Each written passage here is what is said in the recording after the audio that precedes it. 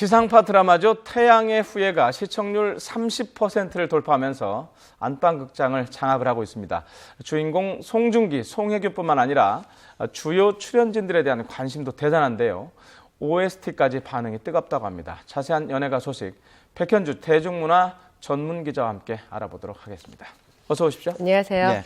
자, 시청률 30%라고 하면 대단한 건데요. 어느 정도 수준이에요? 예전 같으면요, 예. 뭐 허준 드라마 99년 했을 때 60% 넘었다고 해서 화제가 됐었잖아요. 예. 그때하고 비교하시면 될 것 같아요. 매체가 워낙에 다양해졌기 때문에 거기다 지상파 드라마가 최근 한 2, 3년 사이에 힘을 못 쓰고 있어서 예. 15%만 넘어가도 우리 잘한 거지 이렇게 약간 자축하는 분위기까지도 있다는 그런 분위기가 전해지고 있는데 이런 상황에서 분당 시청률이 뭐 35%를 넘어가는 상황까지도 갔기 때문에 최고 태양의 시청률이요. 후예가 예. 해를 품은 달 이후에 4년 만에 30% 탈환이거든요. 해품달. 예. 네, 해품달 이후 4년 만이니까 이건 대단한 열풍이죠. 보면 이게 군대를 배경으로 하고 있지 않습니까? 네. 그래서 다 낫까 이런 뭐 군대 용어가 유행한다고 그러는데요. 네. 어떤 정도입니까, 그게? 그냥 뭐 평소 친구들끼리 만났을 때도 예. 커피 마시지 않겠습니까? 이렇게 물어볼 때도 굉장히 군기가 딱 들어있는 것처럼 얘기하기도 하고. 예. 근데 저는 이 열풍이 이어지는 데는 연기를 워낙에 사실적으로 하기 때문에 가능하다는 생각도 하고요. 예. 또 한 가지는 뭐냐면 보통 남자 배우들이 군대를 갔다 와서 제대를 하잖아요. 네. 그러면 가장 먼저 하는 게 군대 색깔을 빼려는 노력을 굉장히 많이 합니다. 그렇죠. 그래서 변신하기 위한 화보도 많이 찍고 전혀 다른 캐릭터를 찾는데 송중기 씨 같은 경우는 제대와 동시에 대본 리딩에 참여를 하면서 그 군대에 있을 때 군기가 가득 찼던 그 모습을 그대로 유지해서 오니까 시청자가 봤을 때는 몰입도가 200%까지도 가능하다 이렇게 느낄 정도거든요. 그래서 모든 평소에 뭐 찻집에서 얘기할 때도 아까 얘기하셨던 나, 뭐 까, 다 이런 식으로 어미를 종결시키는 그런 말투가 남녀노소에게 지금 유행을 하고 있는 거죠. 이 드라마가 젊은 네. 층뿐만이 아니고 뭐 남녀노소 지금 다 인기입니까? 네, 특히 30%라는 거는 네. 남녀노소가 다 좋아하기 때문에 가능한 거예요. 마니아층만 형성이 되어 있거나 한 세대만 좋아하면 일단 이렇게 대중적인 히트를 치기가 어려운데요. 아까 뭐 음원 같은 얘기도 하셨지만 송혜교 씨 같은 경우 입는 옷이 또 수수한 스타일이다 보니까 평범한 여자 직장인들이라든지 대학생들이라든지 뭐 엄마들도 마찬가지고 되게 네. 선호하는 의상 스타일로 지금 뜨고 있거든요. 이 드라마 전에 보면 보통 네. 그 지상파 말고 다른 뭐 케이블 드라마가 더 앞서 나갔지 않습니까? 네. 그래서 지상파로서는 이번 이른바 지상파 드라마의 히트가 상당히 반가울 것 같은데 어떻습니까? 왜냐하면 막상 코드가 없었잖아요. 네. 그동안은 T사, 케이블 매체인 T사가 드라마 시장을 다 압도적으로 리드했다면은 네. 지금 이 드라마 같은 경우에 태양의 후예 같은 경우에는 막상 코드도 없고요. 네. 뭔가 납득하기 어려운 설정도 없고요. 네. 그럼에도 불구하고 굉장히 선한 방향으로 흘러가는데 지금 빅히트를 치고 있거든요. 예. 그럼 거기에서는 뭐가 있었나 보니까 로맨스, 판타지 이쪽이 강했던 김은숙 작가의 필력이 보태졌다는 게 한 가지가 있고요. 또 굉장히 작가가 글을 아주 밀도 높게 쓴다는 걸 느낄 수 있는 게 인기 드라마 같은 경우에 이런 게 있습니다. 남녀 주인공 중심으로만 가지 않고요. 주변인들의 에피소드가 굉장히 살아있으면서도 유기적으로 잘 이끌어져 있거든요. 네. 잘 아주 맞물려져 있거든요. 네. 그래서 진구 씨 같은 경우에도 솔직히 올인이 2003년도였는데요. 그분은 연기를 워낙에 원래부터도 잘했었고 자기의 자리에 있었음에도 불구하고 진구 신드롬이 지금 다시 일어난 거잖아요. 네. 송중기가 주인공인데 저희들 표현으로 세컨드 주인공인 진구가 떴다. 이런 얘기를 오히려 그냥 박빙이다. 남녀 첫 번째 주인공, 두 번째 주인공이 지금 같이 라이벌이다. 이렇게 얘기를 할 정도니까 작가의 필력이 굉장히 이미 입증이 됐지만 또다시 재입증이 됐다. 이렇게 얘기를 많이 합니다. 그 30%라고 그러면은 네.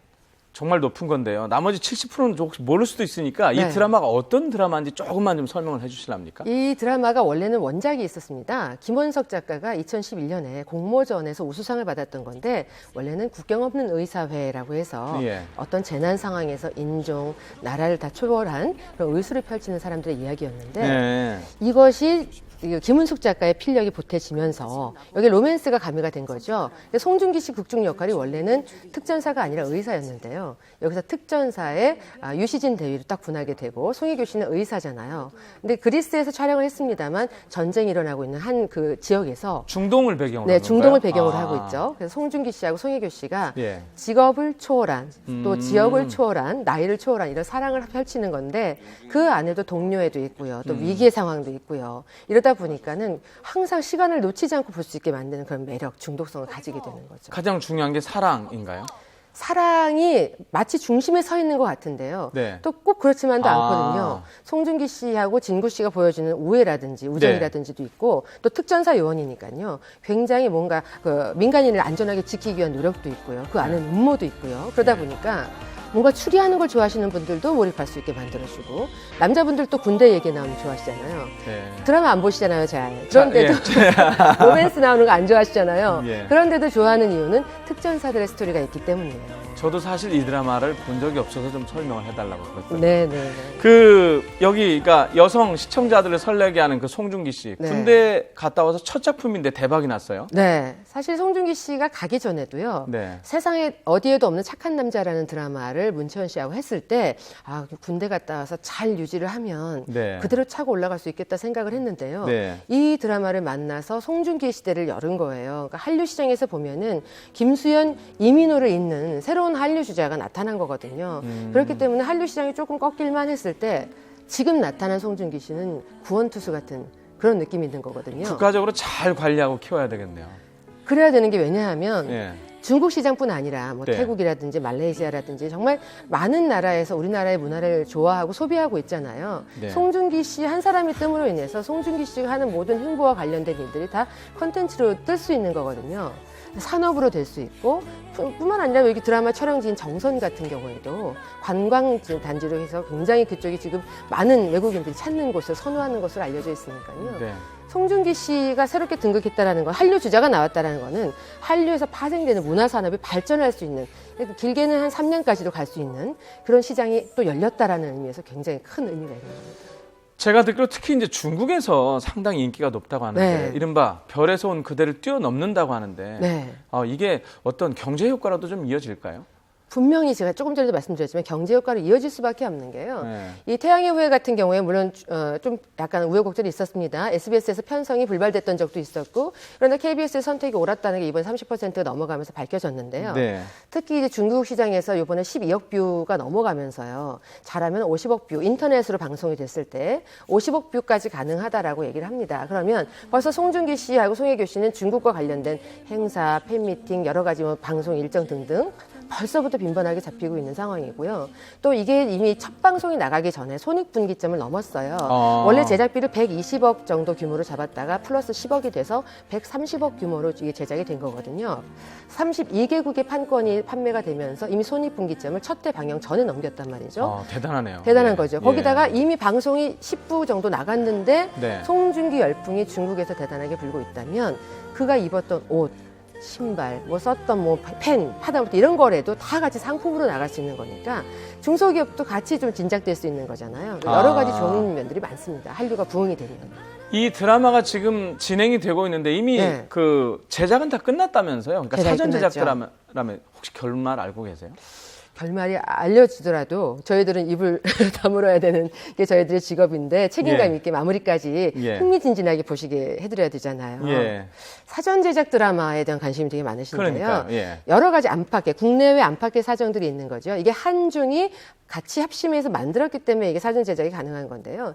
예전에 물론 이제 환경이 다르긴 했습니다만 네. 로드 넘버원이라든지 비천무라든지 이런 드라마 같은 경우에는 사전 제작에 흥행에 성공을 하지는 못했었습니다. 네. 근데 지금 같은 경우는 사전 제작에 성공을 했다. 그럼 왜 사전 제작을 했을까? 보면은 중국 쪽이 예전만 해도요, TV에서 방송되는 것만 사전 심의를 했는데요. 지난해 초부터는 인터넷에서 방송되는 것까지도 사전 심의를 하다 보니까 중국 시장을 겨냥해서 만들다 보니 사전 제작을 할 수밖에 없는 상황이었고, 네. 거기다 중국에서 또 투자가 들어오고 하다 보니까 사전 제작이 가능한 투자 금액이 맞춰졌을 거 아니에요. 예. 그러다 보니까 여러 가지 면에서 봤을 때 우려가 있었던 건 뭐냐면, 그럼 중국 시장만 겨냥해서 중국인들의 입맛만 맞추는 그런 드라마가 만들어진 거 아니냐 했었지만 우리나라 또 인력이 또 어떤 분들입니까? 제작진들이 국내에 있는 시청자분들 절대 외면하지 않았죠. 양쪽을 다 맞췄기 때문에 네. 성공 사례로 남을 수 있는데요. 일단 또 중요한 게 뭐냐면 스태프들 처우 개선 문제에 있어서도 네. 사전 제작 드라마가 좀 많이 만들어졌으면 좋겠습니다. 그리고 이런 질문 드려도 될지 모르겠는데 네. 그 이른바 송중기, 송혜교, 송송 커플이 실제로 사귄다 뭐 이런 얘기가 있어요. 그거 확인이 네. 됩니까? 사설 정보지, 속칭 예. 찌라시로 많이 돌아다녔었잖아요. SNS로. 저 가는 데마다 많이들 물어보세요. 거기다 예. 또 팔찌, 송중기 씨 팔찌에다가 송혜교 씨 머리끈이 또 비슷하게 생겨가지고 예. 커플 팔찌 인증 해가지고 막 그 사진이 인터넷상에 떠돌았잖아요. 예. 사귀는 것처럼 보이기도 하고 예. 사귀었으면 좋겠기도 하고요. 예. 두 사람은 이 소문을 들었다. 근데 우리는 네. 뭐 선후배인데 뭐 친하게 지내면 안 되냐 이렇게 해서 공식 입장은 나왔는데요. 예. 저는 항상 얘기하는 게 남녀 관계는 선후배였다가도 연인이 되기도 하기 때문에 항상 모른다는 얘기인가요? 가능성은 항상 아. 열려 있다고 저는 생각을 합니다. 아, 송혜교 씨가 나이가 더 많죠. 네, 연상이죠. 선배죠. 아, 잘 어울리죠? 예. 네. 그렇습니다.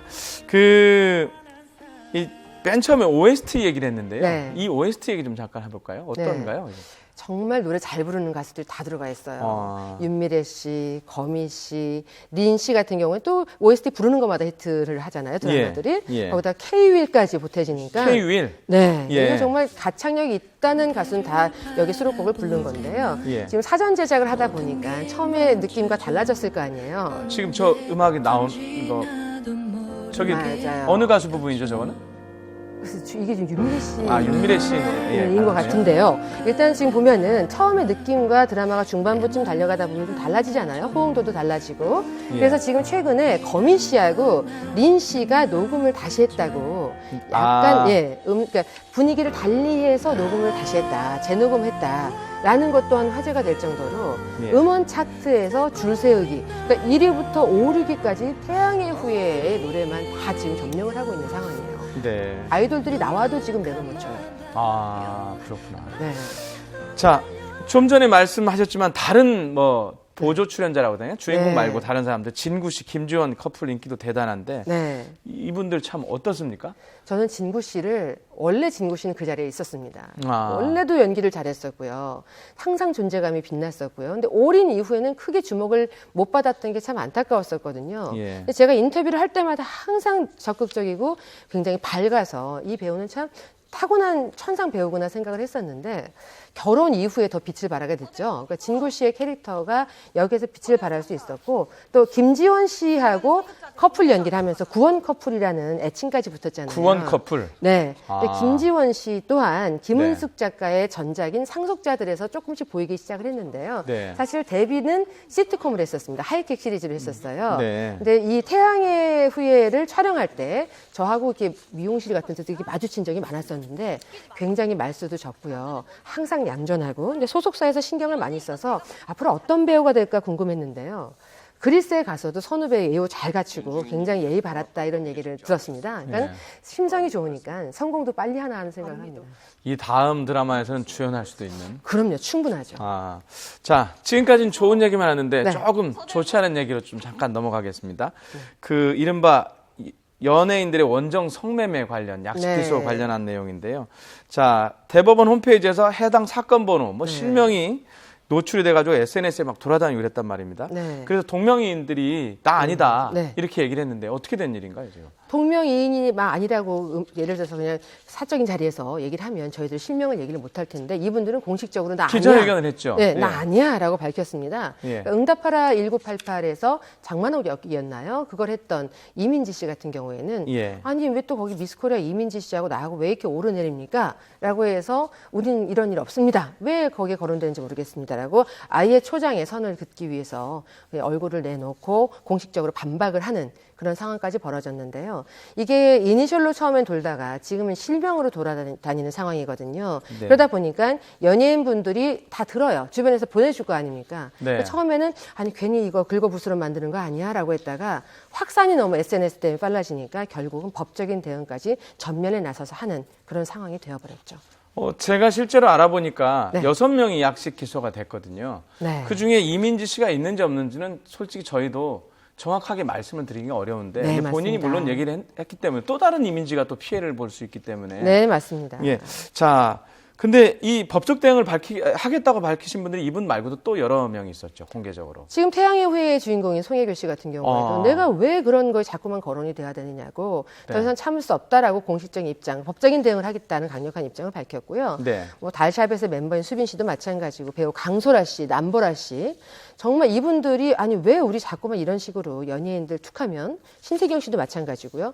우리만 자꾸 이렇게 때되면 마치 무슨 연례 행사처럼 연중 행사처럼 거론이 돼야 하느냐, 더 이상 못 참겠다라고 해서 지금 강력하게 법적 대응을 시사를 했거든요. 네. 근데 가장 큰 피해는 뭐냐면 법적 대응을 하더라도 대중들의 마음은요. 일단 그런 사설정보주의 이름이 거론되잖아요. 그렇죠. 그럼 아니땐 굴뚝이 연기나겠어? 이렇게 시선을 바라보기 때문에 네. 이분들이 상처는 법으로만 달래질 수가 없는 상황입니다. 그래서 사실 제가 그 실명을 얘기를 하고 싶어도 근데 네. 참 이 또 다른 피해자가 생길까봐 네. 확실히 취재한 사람들은 알 수가 있는 부분이 있거든요. 이분들이 법적 대응을 했기 때문에 제가 실명을 말씀드린 겁니다. 예, 그렇습니다. 네. 그리고 그 다음 아이템으로 좀 잠깐 넘어가겠습니다. 그 네. 이미숙 씨하고 소속사 네. 그 전 대표하고 지금 소송이 진행 중인데 네. 그 이른바 내연남이 네. 그 증인으로 재판에 나간다는 얘기가 있어요. 이게 어떤 얘기입니까? 그러니까 전 소속사하고 2010년부터 손해배상 청구 소송하고 형사소송이 계속 진행이 되고 있었어요. 예. 한쪽이 이겼다가 또 불복해서 항소했다가 계속 이런 식으로 가고 있는데